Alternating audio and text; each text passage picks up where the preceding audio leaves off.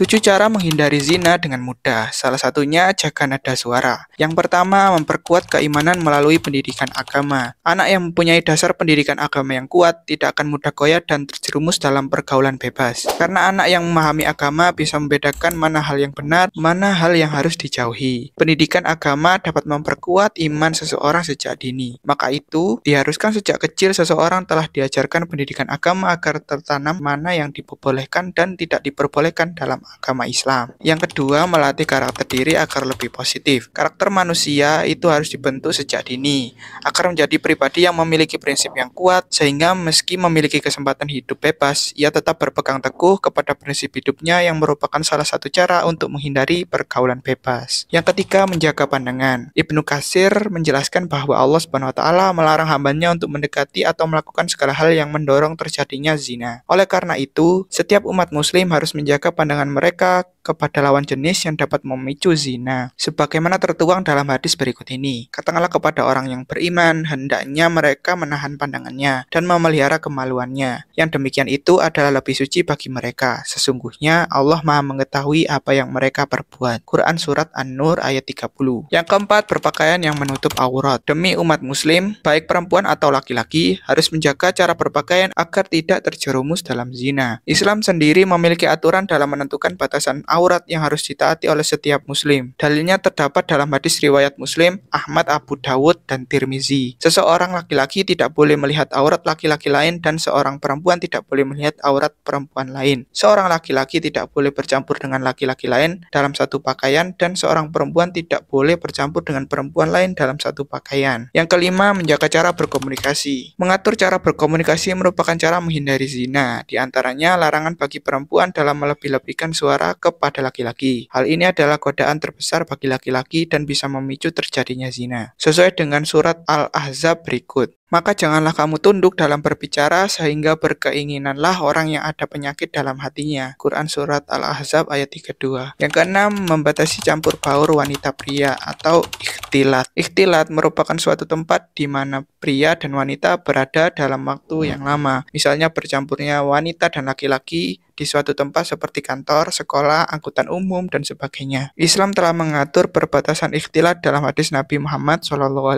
kepada para wanita yang berbunyi, minggirlah kalian, tidak boleh bagi kalian para wanita berjalan di tengah jalan. Hendaklah kalian berjalan di pinggir jalan. Hadis riwayat Abu Daud. Yang ketujuh, menikah. Islam menganjurkan umatnya untuk menikah agar terhindar dari zina. Sebagaimana menikah merupakan obat bagi seseorang agar tidak terjumbur dalam zina, seperti yang tercantum dalam dasar menikah dalam Islam. Bagaimana terkandung dalam surat An-Nur ayat 32, dan menikahlah orang-orang yang masih lajang di antara kamu, dan juga orang-orang yang layak menikah dari hamba-hamba sayamu yang laki-laki dan perempuan. Jika mereka miskin, maka Allah akan memberikan kemampuan kepada mereka dengan karunia-Nya. Dan Allah Maha Luas pemberiannya, lagi Maha mengetahui. Quran Surat An-Nur ayat 32.